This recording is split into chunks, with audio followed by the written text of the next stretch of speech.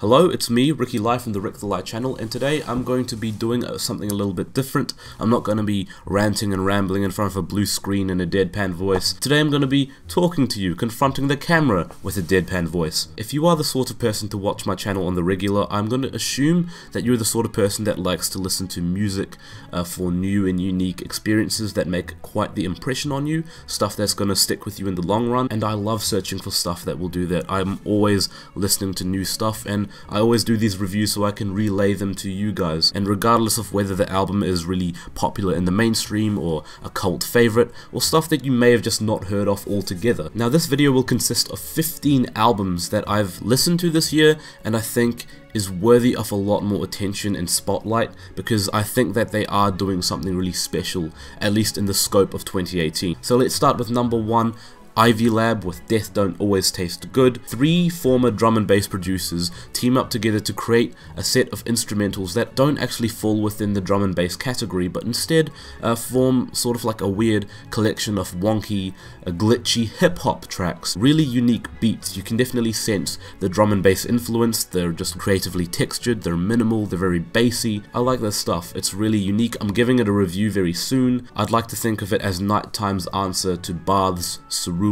At number 2, Ichiko Aoba's QP, one of my favorite singer-songwriters of all time. She's from Japan. She makes just really gorgeously written singer-songwriter music and folk music with just an acoustic guitar and her really peaceful, soothing voice. This is one of my favorite things she's done so far. Not necessarily anything new for her, but just a really warming embrace of what makes her music so wonderful to come back to. And number 3, Marie Davidson with Working Class Woman, a really deconstructed and disorienting, even dystopian portrait of modern society and where working class women fall within that portrait. Really eclectic and eerie with lots of spoken word pieces. Takes a lot of influence from house, garage, techno music, and a lot of ambient work too. And number 4, Binker and Moses with Alive in the East. Free jazz isn't everyone's cup of tea, but Binker and Moses just take a fiercely stirring approach to free jazz that feels like it could honestly just connect to anyone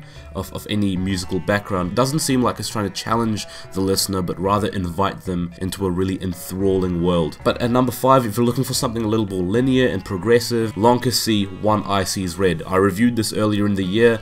This album starts off like a really tranquil and peaceful ambient piece, but before you get too comfortable, it just blows up into one of the coolest jazz rock and post-rock albums of the year. Number 6, Niño de Elche with Antología del Cante, flamenco, heterodoxo. I can't speak Spanish. I'll be real, I'm not a huge expert on flamenco music, and you wouldn't really expect me to be, so I'm kind of pleading a little bit of ignorance here as I try to familiarize and educate myself on the genre and the subgenres of traditional and contemporary Spanish music. And Niño de Elche doesn't claim to be a musical native to the genres that he gives homage to. This is more of a daring tribute to such music, but it isn't flamenco by the numbers at all. In fact, it's quite wastelandish, apocalyptic, sort of bleak, a bleak twist on a whole bunch of Spanish folk styles. Rumba, there's Paso Doble, there's even a Tim Buckley cover. Really, the Avant-Folk album of the year. It's 2 discs long, but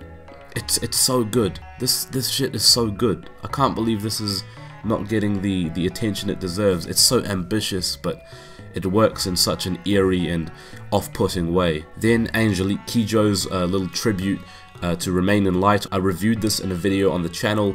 You should check that out if you want to. It's a really spiritual and charismatic take on the Talking Heads album Remain in Light that brings the music back to its African funk roots. And speaking of African music, we have Khalab with Black Noise 2084. Now Khalab isn't really an African musician, in fact he's an Italian electronic producer, but his tributes to African music is so interesting, and it's not like he's disrespecting the traditional genres, it's more like he's tributing them and giving them a voice, the way he sort of samples them and creates something very stirring and frantic. I love the textures on this. It takes a lot of influence from Footwork and IDM. Then another album that I reviewed earlier in the year, I still haven't wrapped my head around this one honestly, but Miss KETA's that album, it's like club music clashed with hip-hop. It's like the pieces shattered and they were glued back together with the cum of social media. I live for this, I really do. Then I really liked Santigold's mixtape. If you can get past the sort of cheap sounding production and Santigold's very high-pitched singing voice, then this is definitely some of the best dancehall influenced pop